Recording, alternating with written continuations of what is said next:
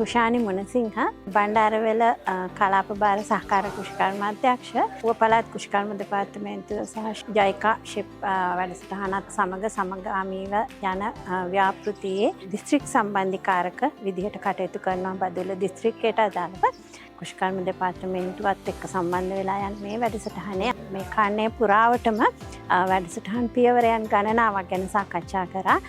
මුලින්ම ගොවි මහත්තුරු සියලු දෙනාම කැඳවලා ඇත්තටම අපි සංවේදීකරණ වැඩසටහනක් පවත්වලා මේ ෂෙප් කියන වැඩසටහන පිළිබඳව අපි මූලික දැනුවත් කිරීමක් සහ මේකෙන් සිද්ධ වෙන්නේ මොනවද කියන එක ගැන කතා කරා. ඇත්තටම මම හිතන්නේ ඒ දවසේ විශාල කණ්ඩායමක් පැමිණිලා හිටියා. ඉතින් මේ කණ්ඩායම ඇත්තටම එදා දවසේ මම හිතන්නේ හොඳටම සංවේදීකරණය වුණා. හොඳටම මේ වැඩසටහන ගැන දැනුවත් වුණා. මේ දැනුවත් වීමත් එක්ක ඊට පස්සේ අපි කැමති ගොවීන් සඳහා ගොවීන්ට අයදුම් පත්‍ර ලබා දීලා මේ වැඩසටහනට සම්බන්ධ වෙන්න අවස්ථාවක් ලබා දුන්නා. ඒකෙදී අපි විවිධ නිර්ණායක යටතේ මේ නිර්ණායකට ගැළපෙන ගොවි කණ්ඩායමක් තෝරා ගැනීමක් තමයි සිද්ධ කරගත්තේ.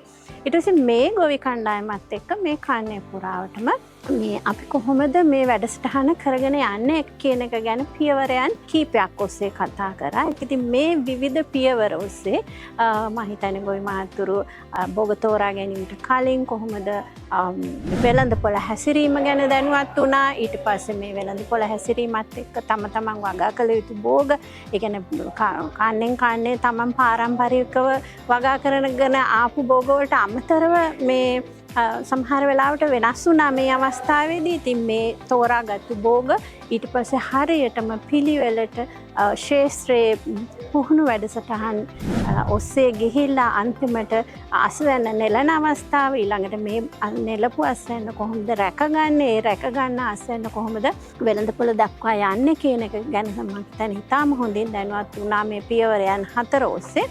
ඉතින් මේ පියවර ගණනාව වරින් වර යන අවස්ථාවේදී තමන්ට දැනුණු දේවල්, තමන්ට මේකෙන් හොඳක් වුණාද, මේකෙන් එහෙම නැත්නම් මොනවා හරි ගැටලුකාරී තත්ත්වයන් මත වුණාද, මේ අවසානයේ තමන්ගේ කලින් මේ දක්වා කරගෙන ආපු බෝග වගාවන් වලට වඩා වෙනස්කම් සිද්ධ වුණාද, මේකෙන් ලාභයක් ලැබුණාද, එහෙම නැත්නම් එහෙම නැතුව කලින් බෝග හා සමානම ගියාද. ඉතින් අපිට ඇත්තටම අද දවසේ අවශ්‍ය වෙන්නේ මේ ගොවි මහත්තුරුන්ගේ විවිධ පියවරයන් තමන්ට දැනුණ ආකාරය, තමන්ට ඒකෙන් ලැබුණු ඵල ප්‍රයෝජනය, එහෙම නැත්නම් ඵල ප්‍රයෝජනයක් නැත්නම් ඒක මෙන්න මේ පිළිබඳව කොහොමද අද දවසේ මේ ඔබගෙන් තමයි අපි මේ ලබා ගත යුතු දේවල් පිළිබඳව අද සාකච්ඡා කරන්න මේ වැඩසටහන ක්‍රියාත්මක කරන්න අද දවසේ ආවේ.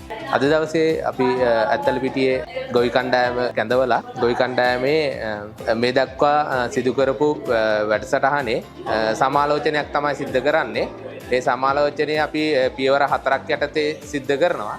ඒ පියවරයන් වලදී මේ දක්වා ගොවීන් ලබාගත් අත්දැකීම්, ඒ වගේම ඉදිරියේදී අපි මේ වැඩසටහනට මොනවාද වෙනස් කරගන්න ඕන, එකතු කරගන්න ඕන කියන වගේ අදහස් ටික ගොවීන්ගෙන්ම ගොවි කණ්ඩායම් කිහිපයකට අපි බෙදලා ඒ අයට අපි ලිපිද්‍රව්‍ය ලබා දීලා ඒ අයගෙන්ම අපි අදහස් අරගෙන ඒ කණ්ඩායම් වලින් එක එක්කෙනා ඒ කණ්ඩායමේ අදහස ඉදිරිපත් කරන්න තමයි මින් ඉදිරියට අපි සිද්ධ කරගෙන යන්නේ. අද දවසේ අපි කරන්නේ මේ වැඩසටහනේ සමාලෝචනයක් ලබා ගැනීම තමයි.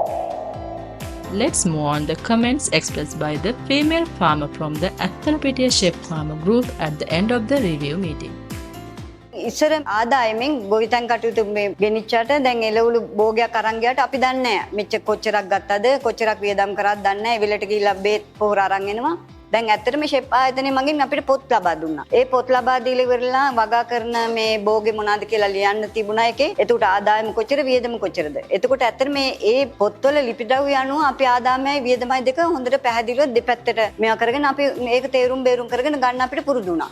ෂෙප් ආයතනයේ මගින් අපිට ස්ත්‍රී පුරුෂ භාවය හඳුරලා දුන්නා. ඉතින් ඇත්තටම ඉස්සර අපි දන්නේ අපේ මහත්තුරු ගොවිතැන් කරනවද කොහොමද කරන්න කියලා දන්නේ නැහැ. කුඹරට යනවා උදැල්ල අරගෙන පාත්‍ය හදනවා. ඉතින් අපි දන්නෙත් නෑ. අන්තිමට ෂෙප් ආයතනයේ මගින් නිලධාරි මහත්තුරු අපි ඇත්තටම ස්ත්‍රී පුරුෂ භාවය සංවේදීතාවය අපිට කියලා දුන්නා.